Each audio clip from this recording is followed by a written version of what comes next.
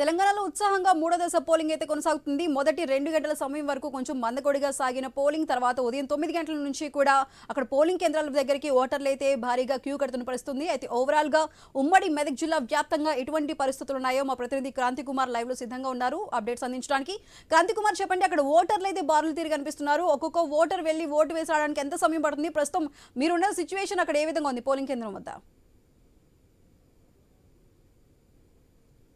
మూడో విడత పంచాయత్ ఎన్నికల పోలింగ్ ప్రక్రియ కొనసాగుతుంది. ప్రధానంగా మనం చూసుకున్నట్లయితే సంగారెడ్డి జిల్లాలో నారాయణఖేడ్ డివిజన్ లో ప్లస్ నాల్కల్ జైరాబాద్ నియోజకవర్గ పరిధిలో నాల్కల్ మండలంలో ఈ రోజు మూడో విడత పంచాయతీ ఎన్నికలు జరుగుతుంది. ఇక మెదక్ జిల్లా పరిధిలోకి వచ్చినట్లయితే నర్సాపూర్ నియోజకవర్గంలో ఈ ఎన్నికలు జరుగుతున్నాయి. సిద్దిపేట జిల్లాకు వచ్చినట్లయితే గజ్వేల్ నియోజకవర్గంలోని కొంత ప్రాంతాలు, ఇటు హుస్నాబాద్ నియోజకవర్గంలో కొన్ని మండలాల్లో ఈ రోజు మొత్తం గ్రామ పంచాయతీ ఎన్నికలు జరుగుతున్నాయి. మొత్తంగా ఓవరాల్ గా చూసుకున్నట్లయితే ఉమ్మడి మెదక్ జిల్లా వ్యాప్తంగా 518 గ్రామ పంచాయతీల్లో ఎన్నికలు జరుగుతున్నాయి. ఉదయం నుంచి కూడా అందరూ కూడా ఉత్సాహంగా పాల్గొంటున్నారు.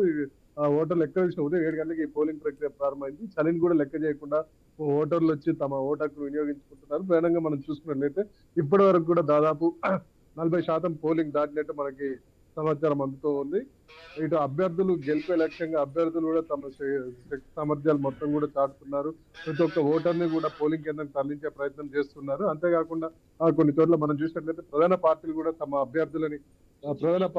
తమ అభ్యర్థుల మద్దతుదారులు గెలిపించుకునే విధంగా అన్ని విధాల శక్తి చేస్తుంది. పైనుంచి నాయకత్వం కూడా తమ అభ్యర్థులకి సూచనలు సలహాలు ఇస్తూ ఉన్నారు. ఇటు అధికారులు పోలీసులు కూడా ఎలాంటి అవాంఛనీయ సంఘటనలు జరగకుండా ప్రత్యేక దృష్టి సారిస్తున్నారు. గత 1-2 విడతల్లో జరిగిన కొన్ని చిన్న పొరపాట్లను కూడా దృష్టిలో పెట్టుకొని ఇప్పుడు అలాంటివి జరగకుండా జాగ్రత్తలు తీసుకుంటున్నారు. ఇంకా ప్రధానంగా మనం చూసినట్లయితే ఈ రోజు ఇప్పుడు మనకు అంతున్న సమాచారం ప్రకారం సంగారెడ్డి జిల్లా నారాయణఖేడ్ నియోజకవర్గం జుక్కల్ గ్రామ పంచాయతీ దగ్గర ఇటు కాంగ్రెస్ బీఆర్ఎస్ వర్గాల మధ్య స్వల్ప ఘర్షణ చోటు చేసుకుని మనకు తెలుస్తుంది. ఇటు ఈ పార్టీ వాళ్ళు డబ్బులు వస్తున్నారు, ఆ పార్టీ వాళ్ళు డబ్బులు వస్తున్నారు, ఈ పార్టీ వాళ్ళు ఇద్దరు ఘర్షణ పడ్డది మనకు తెలుస్తుంది. సుధా, ఇది ఓవరాల్ గా ఉన్న పరిస్థితి. కెమెరా పర్సన్ అనిల్తో Kranti Kumar, I news Medak. Right Kranti, thank you.